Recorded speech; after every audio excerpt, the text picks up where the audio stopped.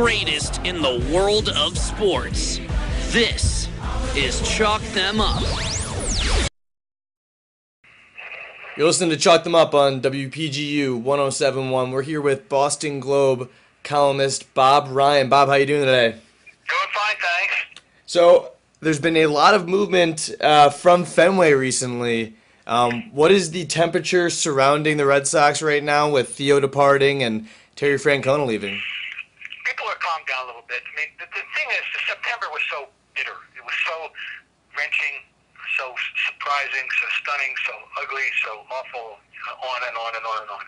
So in the immediate aftermath, people were very upset, naturally. Now, of course, common sense is prevailing.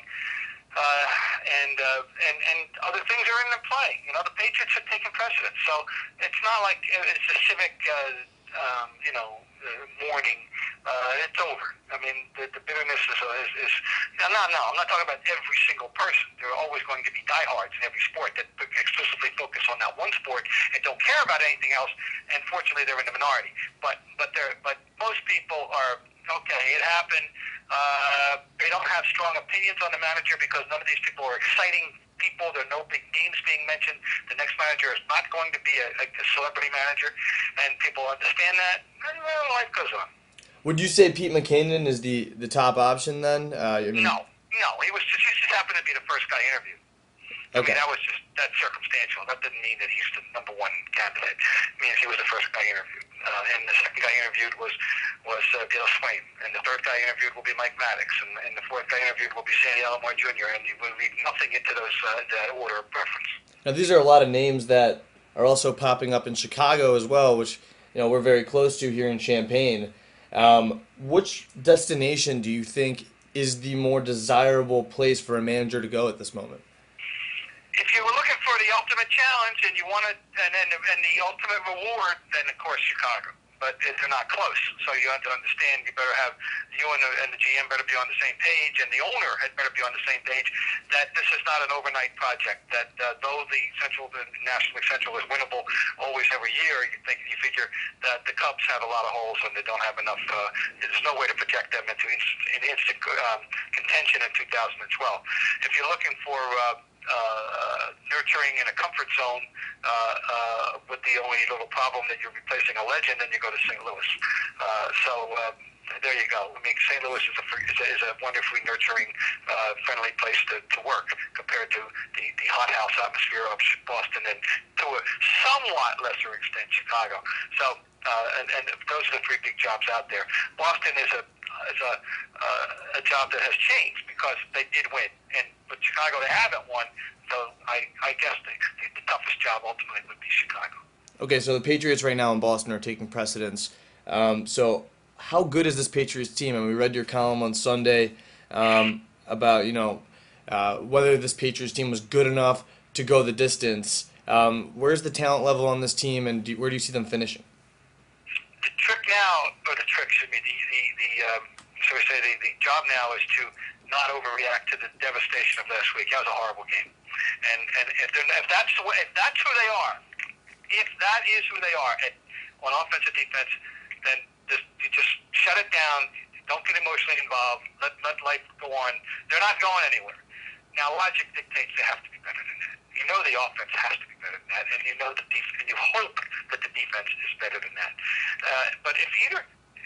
And you're not as worried about the offense, although it looked terrible last week, as you are about the defense, because you wonder about the talent level. You know that there's talented guys on offense. You don't know, and there's leadership on offense. You don't know what's going on in defense at all in the secondary or the linebackers. And when Albert Hainsworth's ever going to become Albert Hainsworth, and so many questions on defense. On the other hand, they do have one thing that was even present last week. They're good in the red zone. Teams run up and down the field, pick up 400 yards, and then they kick field goals. And that's the one thing that you can say about them, that they do well in the red zone. But they have to be better than that. So my admonition to people was that you're not going to judge them whether they win or lose as much as how they look. And based on that, you write off the season, but you can't overreact to that.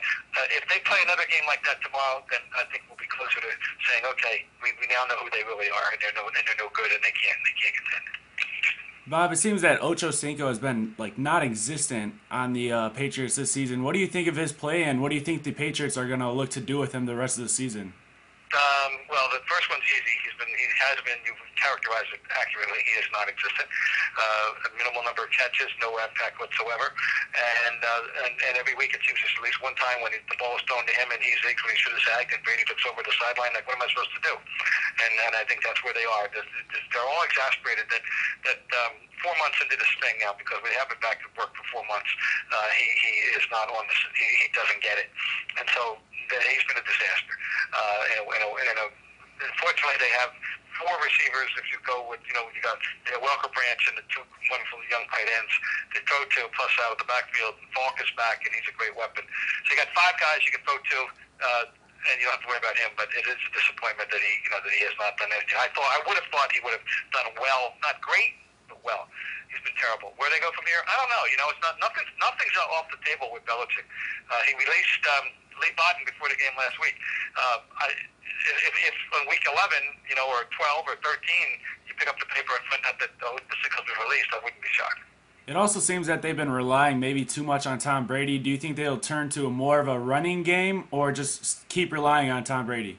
Well, obviously, there have been games this year when they, in fact, did have great balance. So they did good. And last year, Jarvis Green-Ellis was a 1,000-yard runner, and he's been hurt though this year. He's got if not a turf toe, he's got some kind of toe injury. They're very, obviously very guarded about what the injuries are. They need him to be that guy he was last year and the guy he was in a couple of games earlier in the season. There's never their desire to be one-dimensional. There's never any team's desire to be one-dimensional. Things happen and you go with the flow. So naturally they would like to be able to run the ball tomorrow. And the Giants have been a team that people have run on. The Giants' great strength on defense, as everybody knows, is pass rush.